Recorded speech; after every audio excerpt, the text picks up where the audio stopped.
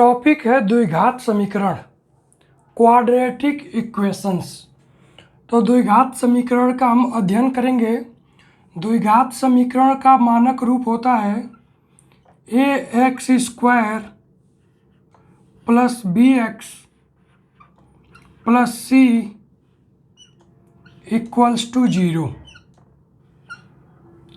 और यहाँ पर a की वैल्यू कभी भी 0 नहीं होती है, a is not equals to 0। ये द्विघात समीकरण का मानक रूप है, स्टैंडर्ड फॉर्म जिसे बोलते हैं।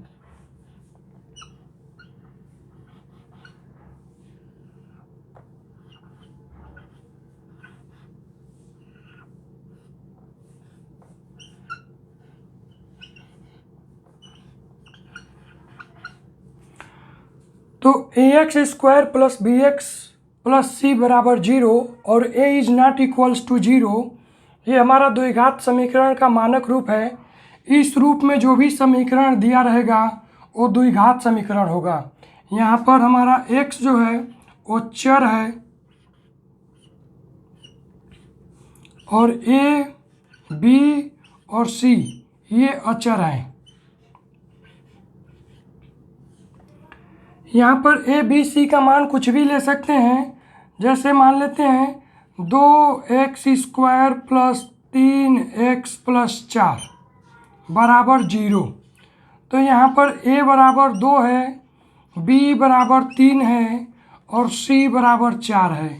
तो ये एक द्विघात समीकरण है और a की वैल्यू है 2 जो 0 के बराबर नहीं है।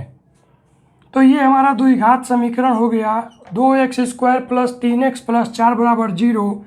यहाँ पर a की वैल्यू 2 है, b की वैल्यू 3 है और c की वैल्यू 4 है। तो a, b और c की वैल्यू कोई भी अचर हो सकता है, x हमारा चर है। तो मानक जो रूप होता है द्विघात समीकरण का यही होता है। अगर इस रूप में कोई भी समीकरण होगा तो द्विघात समीकरण होगा। x का अधिकतम घात 2 होना चाहिए। द्विघात समीकरण होने के लिए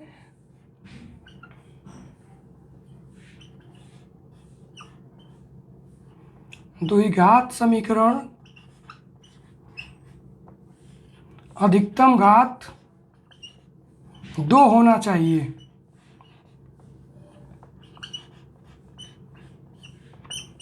तो जब किसी भी समीकरण में x का अधिकतम घात 2 रहेगा तो वो समीकरण हमारा द्विघात समीकरण होगा।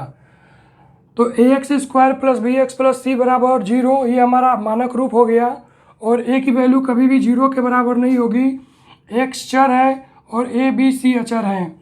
दूसरा उदाहरण दे सकते हैं 6x² प्लस 8x प्लस 9।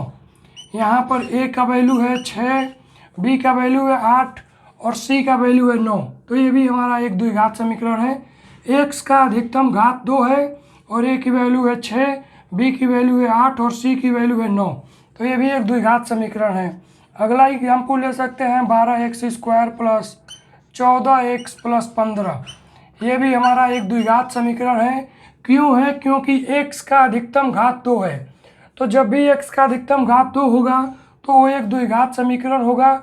और यहाँ पर a का वैल्यू है 12 जो कि 0 के बराबर नहीं है और b का वैल्यू है 4 और c का वैल्यू है 15। तो इस तरह के जो भी समीकरण आएंगे वो द्विघात समीकरण के रूप होंगे।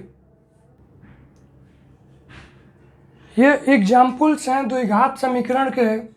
पहला एग्जाम्पल है x² बराबर 0। x² बराबर 0 है तो इसका मतलब ये हुआ कि यहाँ पर b भी 0 है और c भी 0 है और a बराबर 1 है। a बराबर 1 है, b बराबर 0 है, c बराबर 0 है और यहाँ पर x का अधिकतम घात 2 है। तो ये एक द्विघात समीकरण है। तो पहला है x² बराबर 0। तो x² बराबर 0 एक द्विघात समीकरण है। क्यों है? क्योंकि यहाँ पर a का मान 1 है और x की अधिकतम घात 2 है। तो ये एक द्विघात समीकरण हुआ।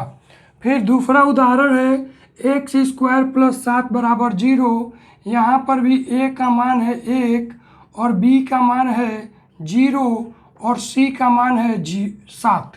c का मान यहाँ पर 7 दिया हुआ है, c का मान इसमें 7 दिया हुआ है, b का मान 0 है और a का मान 1 है और x का अधिकतम घात 2 है, तो ये भी एक द्विघात समीकरण है। x स्क्वायर प्लस 7 भी एक द्विघात समीकरण है। तीसरा जो दिया हुआ है ax स्क्वायर प्लस c बराबर 0, ये भी एक द्विघात समीकरण है, क्योंकि यहाँ पर x का अधिकतम घात 2 है और जहाँ भी समीकरण में x का अधिकतम घात 2 रहेगा तो वो समीकरण एक द्विघात समीकरण होगा। अगला एग्जाम्पल है 4 number, x square minus 2x plus 1 बराबर 0। यहाँ पर भी देखेंगे तो a का जो पावर है वो भी 1 है और b का जो पावर, उदाहरण 4 में x का अधिकतम पावर 2 है, x का अधिकतम घात 2 है और यहाँ पर a का जो मान दिया हुआ है 1 है, b का मान जो है वो माइनस का 2 है और जो c का मान है वो प्लस का 1 है। तो ये उदाहरण 4 भी एक द्विघात समीकरण है, क्योंकि a की वैल्यू 1 है, वो 0 के बराबर नहीं है और x का अधिकतम घात 2 है, तो ये भी एक द्विघात समीकरण हो गया। पांचवा है ax स्क्वायर बराबर 0 और a is not equals to 0, तो ये भी एक द्विघात समीकरण है, क्योंकि a की वैल्यू 0 के बराबर नहीं है और x का अधिकतम घात 2 है, तो ये भी एक द्विघात समीकरण का उदाहरण हो गया। और उदाहरण नंबर जो 6 दिया हुआ है वो है ax square plus bx plus c बराबर 0 और a की वैल्यू 0 के बराबर नहीं है, तो यहाँ पर भी देखेंगे तो x का अधिकतम घात 2 दिया हुआ है, तो ये भी एक द्विघात समीकरण है। तो ये 1 2 3 4 5 6 ये 6 उदाहरण हो गए हैं द्विघात समीकरण के। पहला उदाहरण है x स्क्वायर बराबर 0, तो यहाँ पर a की वैल्यू 1 है, b की वैल्यू 0 है और c की वैल्यू 0 है, तो ये हमारा एक द्विघात समीकरण हो गया, क्योंकि a की वैल्यू 1 है, 0 के बराबर नहीं है और यहाँ पर x की अधिकतम घात 2 है, तो पहला हमारा द्विघात समीकरण हो गया।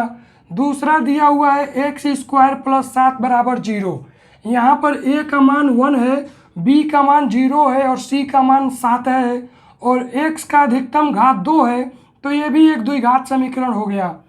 तीसरा जो उदाहरण दिया हुआ है वो है ax स्क्वायर प्लस c बराबर 0 और a की वैल्यू 0 के बराबर नहीं है, तो ये भी एक द्विघात समीकरण है, क्योंकि x की अधिकतम घात 2 है और a की वैल्यू 0 के बराबर नहीं है, तो ये भी एक द्विघात समीकरण का उदाहरण हो गया।